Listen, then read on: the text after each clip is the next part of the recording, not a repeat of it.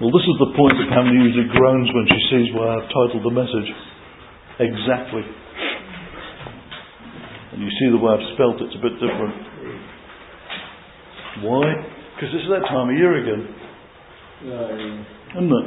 You've only got to walk into any supermarket, any big store, and you can tell what time of year it is. You pay 3 times as much for 300 grams of chocolate than you would normally. Yeah, you put it into a shape and it's worth a lot more. So it's that time of year again when 40 days of eating no meat will culminate in a chocolate tsunami of eggs and bunnies, hot cross buns, and the annual mass slaughter of pigs whose legs will be turned into a landslide of ham. They do a survey and at least 67% of all Americans will serve ham at this time of year. The 4th century Catholic invention of Easter will be used as usual to ignore Pesach.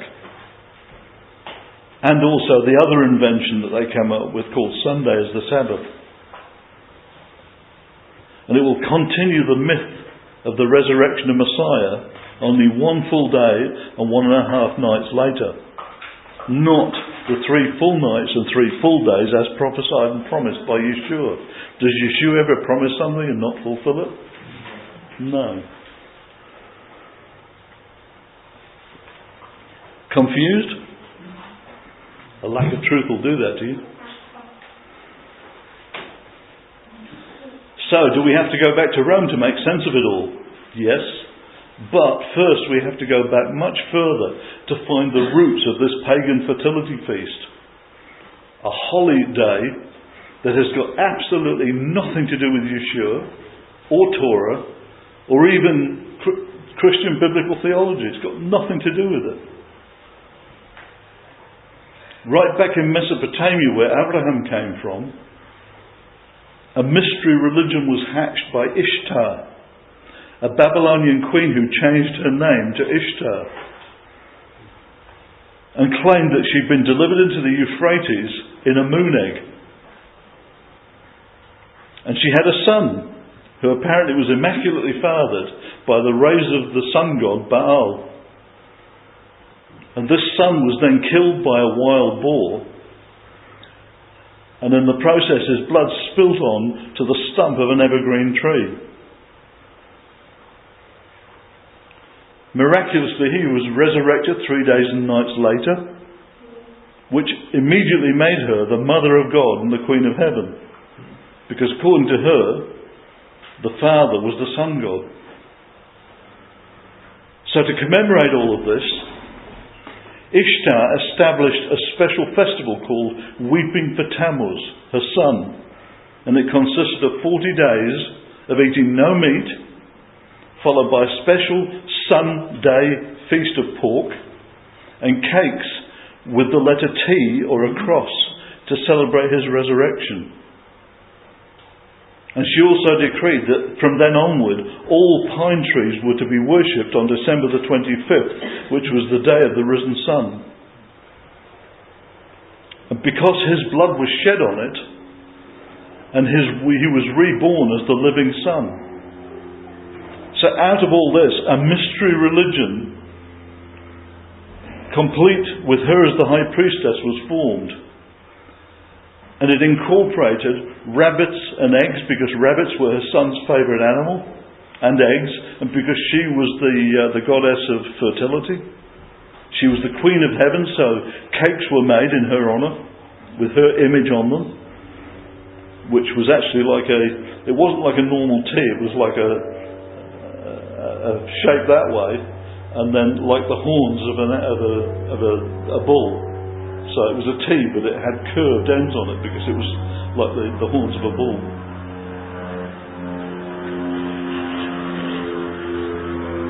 They also had temple prostitutes there because she was the goddess of fertility.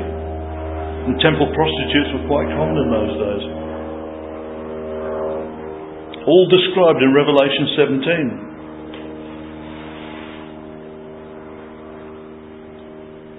But what happened was that the mystery religion, the Babylonians, fell into the hands of the Romans.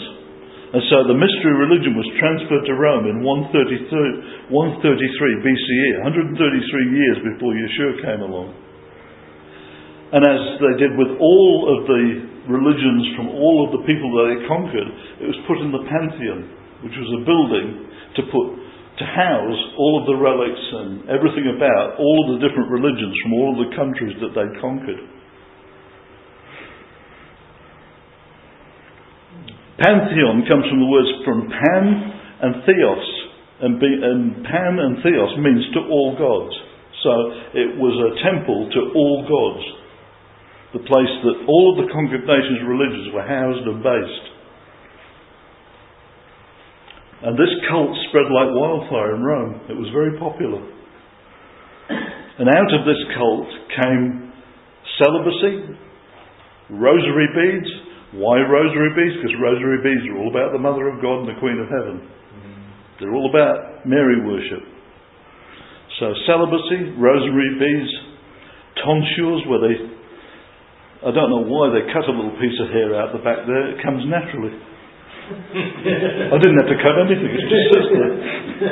But anyway, they did this thing where they cut a little piece of the hair, and again it talks in there about not cutting shapes into your hair.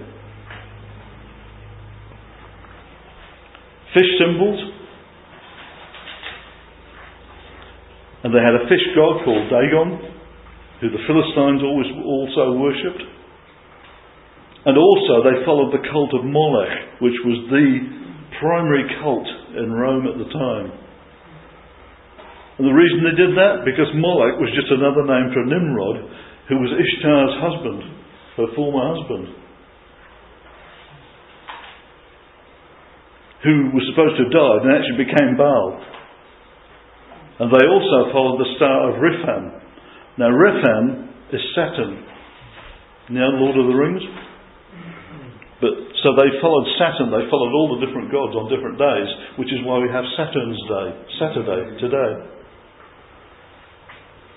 Just as we have Sunday, as they worship the sun god. So Ishtar has had many, many names over the centuries. In Greece she was known as Aphrodite, she was known as Ostra in Scandinavia, and Istra with an E on the end in German. In the UK, she became Eostra, because as the Anglo-Saxons, who were two German tribes, the Anglos and the Saxons, moved to Britain and populated it, they brought their traditions with them. So consequently, all the traditions we see today stem from Tammuz worship, using rabbits and eggs.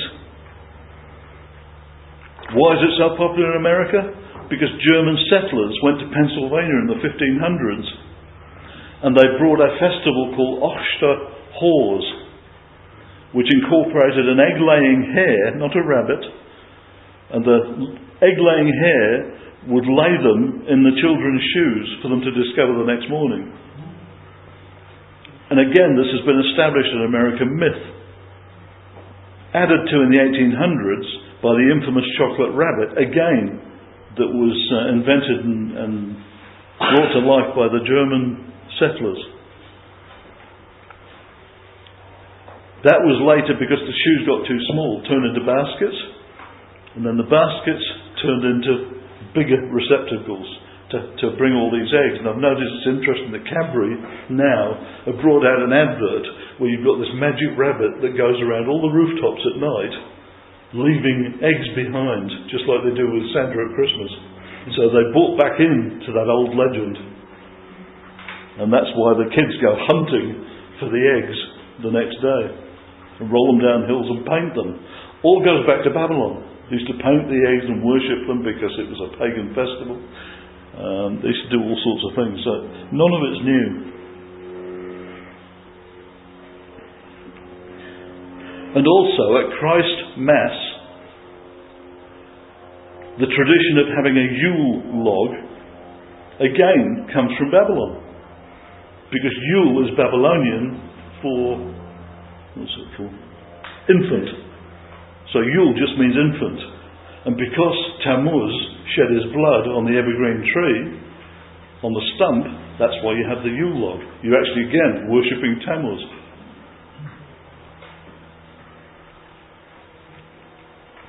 And again, it came from the Anglo-Saxons, the two German tribes who invaded Britain and celebrated Yule Day on December the 25th, just as Ishtar told them they had to. And then they also had to celebrate on that day by eating pork. And then they also bowed down to the decorated sacred Tammuz fir tree. Again, a tradition that came from Germany to England with Prince Albert, who was the consort of Queen Victoria, and also then spread to America. So a lot of these traditions go back a lot further than you think, but they all go back to ancient pagan rites. There's nothing at all to do with Torah. And so, we go back to Rome. Now in Rome, the Pantheon was changed and became the Church of Santa Maria. Surprise, surprise. Because it was Santa Maria and the martyrs, and it was dedicated to the Virgin Mary. In 125. 125 is a significant year. That's when they burnt Jerusalem down and called it something Palestina. Capitolina Palestina. That's when they gave it that name, because they knew that nothing would upset the Jews more than naming it after the Philistines. And they're still trying to use the same name now.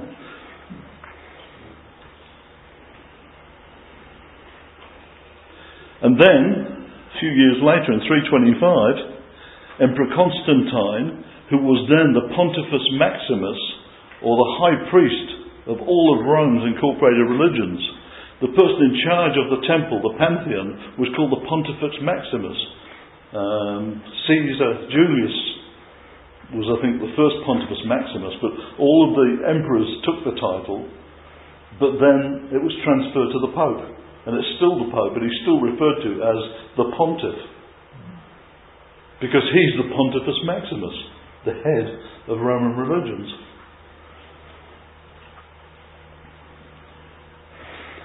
And this particular emperor brought a group of people together in Nicaea, and everybody loves to talk about the Nicene Creed. That was when all Jews were chopped out of the whole system. They weren't allowed to go to it, they weren't allowed to talk to it, and all of our books, all of our worship, everything was banned in that particular time. And that was the date that the church was born. Totally divorced from anything Jewish. And he issued a declaration and said, "It is improper to follow the customs of the Jews in celebration of this holy festival, Pesach, because their hands have been stained with crime, and the minds of these wretched men are necessarily blinded.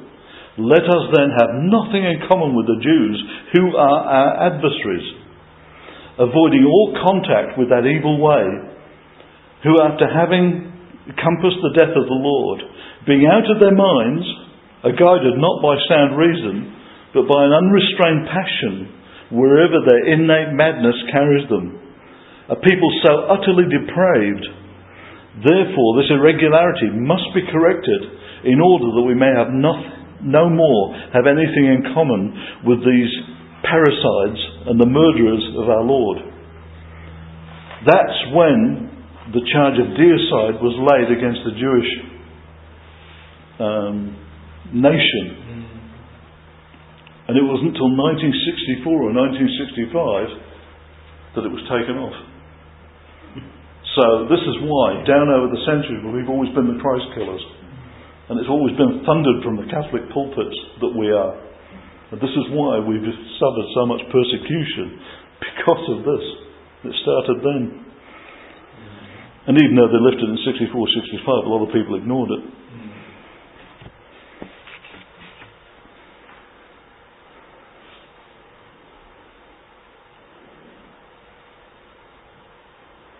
We have no single point in common with the perjury of the Jews, it appeared an unworthy thing that in celebration of this most holy feast, we should follow the practice of the Jews, who have so impiously defiled their hands with enormous sin, and are therefore deservedly afflicted with blindness of soul. So let us then have nothing in common with the detestable Jewish crowd. At that point, Constantine cut all ties with the Messianic body and invented a new feast. And who did he call it after? Ishtar, the Queen of Heaven cult, that only ever officially became known as Easter in the King James Version. Up until then, the word Easter had appeared nowhere. And since then, no other version has ever called it that.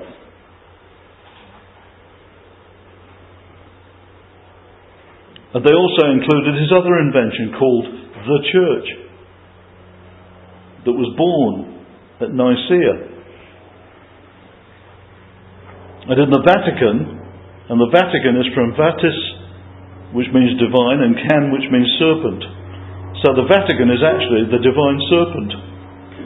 Their words, not mine. Yeah. The serpent is actually the symbol of the Vatican.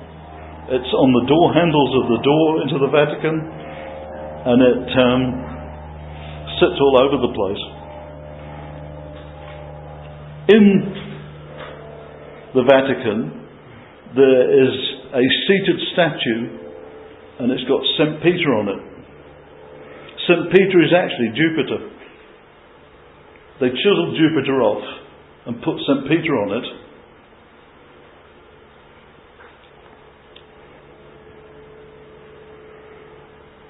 Whose feet have been bowed down to and kissed so many times that they've actually worn his feet away. So all these people are bowing down to Jupiter and not realising it. And there's a lot of other statues that you see around the Vatican area where originally all the different gods that were worshipped, like Jupiter and Saturn and all the others, and they chiselled them all off and put the names of the 12 Talmud on instead. They didn't change the statues, they just put new names on them.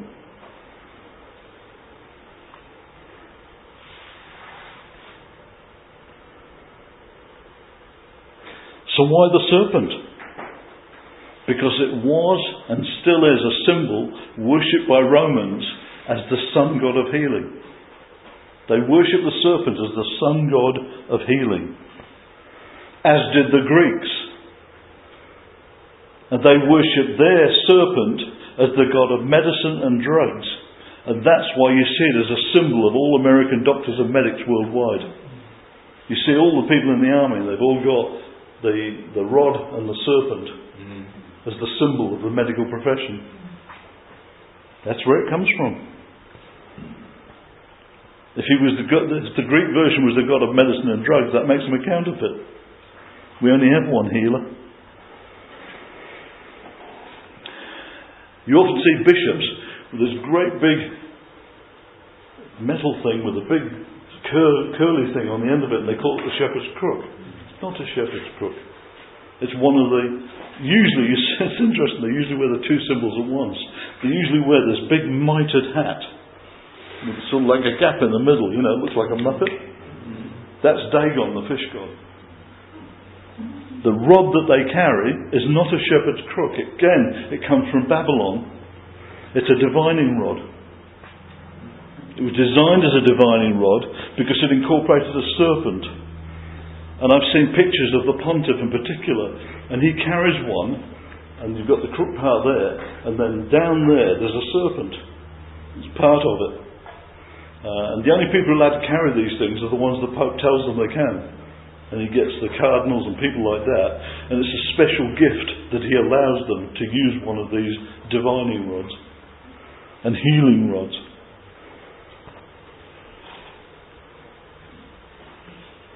Even this business, when they're blessing people, I've forgotten how they do it now, but it's something like this, is actually how they used to disperse the incense when they were weeping for Tammuz. So again, all of these things have been taken from the pantheon and incorporated into what people do. So, they carry a crozier. Crozier isn't the thing that they carry. Crozier is actually just means cross carrier. So it's a Babylonian divining staff incorporating the serpent. Another important fact we need to understand at this time is that in all the old Greek, Aramaic, Peshitta and Syrian text, they never ever say that he was raised on the Lord's Day. You know, this is the one they always get to us and say, he was raised on the Lord's Day. And because it was the Lord's Day, that's why we worship on Sunday. It doesn't say that in the Bible. It doesn't say that in the original texts.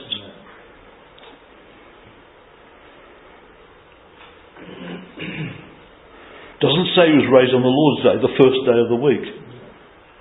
What it does say in all of those old texts was, he rose on one of the Shabbats. That's how they interpreted it, because they don't know which Shabbat he rose on. But it's interesting that they know the actual truth is that he rose on a Shabbat, at the end of Shabbat. Yeah. And then suddenly, he was raised on the first day, which is Sunday. So, it's important to understand these things, because people will hit you up and say, oh no, he rose on the Sunday, that's why Sunday is important. He didn't. He was visited early in the morning before it was light on the Sunday morning, but he didn't rise then. He rose straight after Shabbat at dusk. And unlike the KJV, they also, instead of Easter, used the word Parashah or Pesach. They all inserted the word Parashah or Pesach. It was only when the KJV came along that it was translated as Easter. Why? Because it was named after Eostra, who was the pagan goddess in the UK.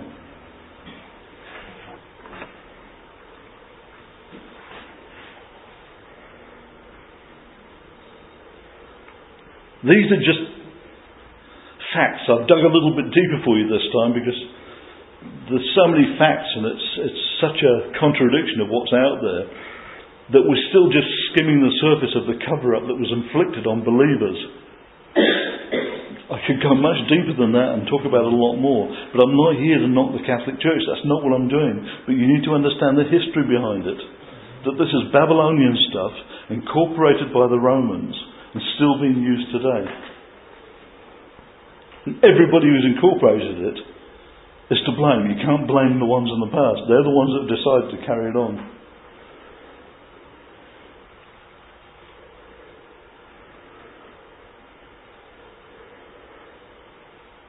So, this is just skimming the surface of the cover-up that was inflicted on believers, let alone the confusion that has acted as a barrier for those who don't yet know the way, the truth and the light at the end of the spiritual tunnel.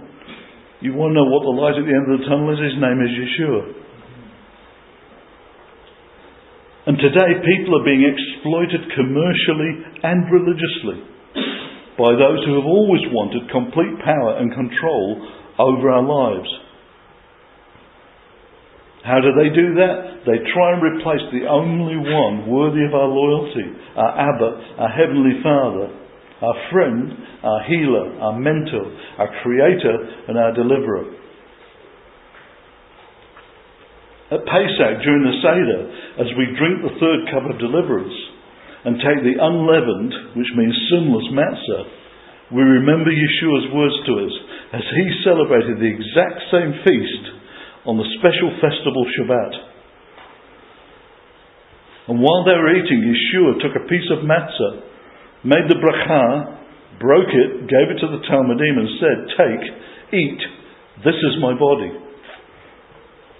Also, he took the third cup of wine, made the bracha and gave it to them saying, "As often as you celebrate Pesach, all of you drink from it.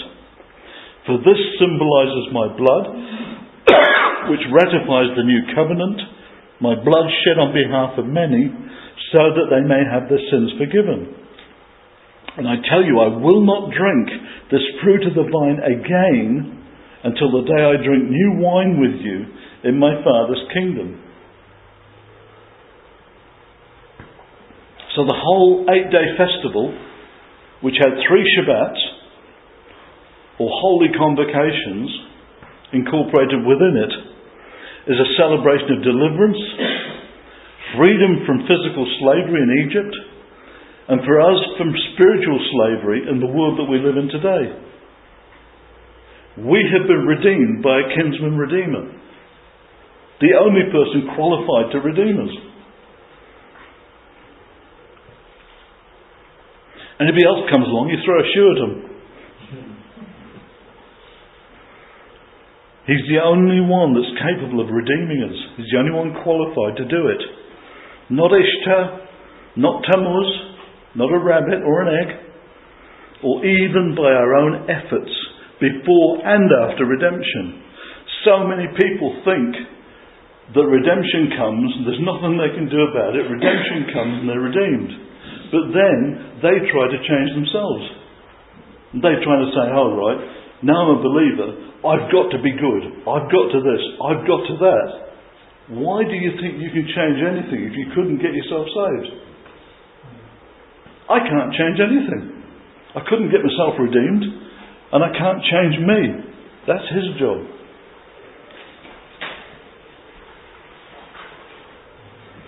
Even his own Talmud failed when it came to the crunch time.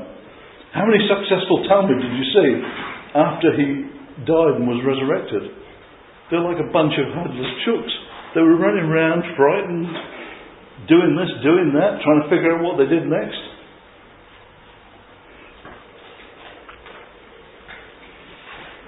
It could only be achieved when they received a new counselor, the Ruach HaKodesh, the Spirit of Truth. Until he came along to lead them and guide them and equip them and supply them and help mould their character, that was the only time they started to make headway. Once the Ruach got a grip of them and started leading them and guiding them and helping them to change, that's when things start to happen. And it's exactly the same with us.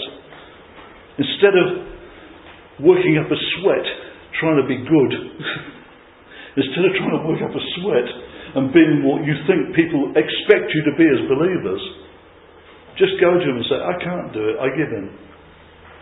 And he'll say, finally, about time.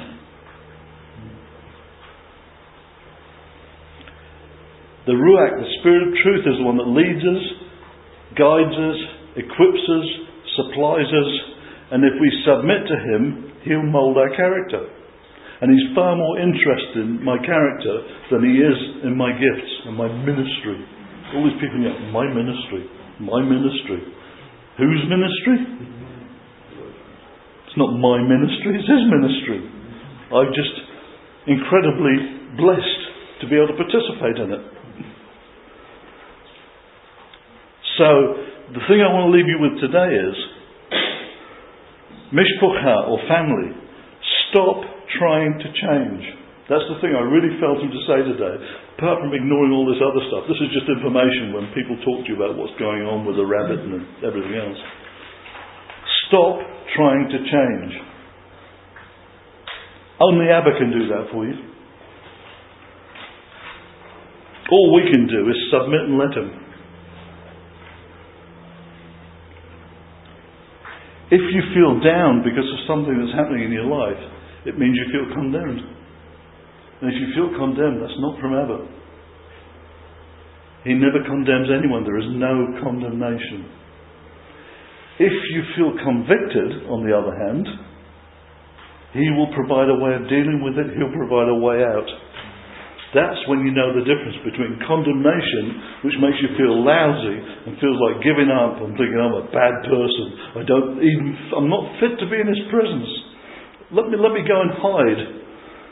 And then he'll have to come and find me and give me a fig leaf to cover up all my embarrassment. This is the fallback position of people when they feel guilty about something, is we go and hide. And we don't go to him, or we don't talk to him, because we're a bit worried about what he might say. That's the time when we should go to him. That's the time when we need to run to him and say, I've got it wrong. Read about David, King David, all the time.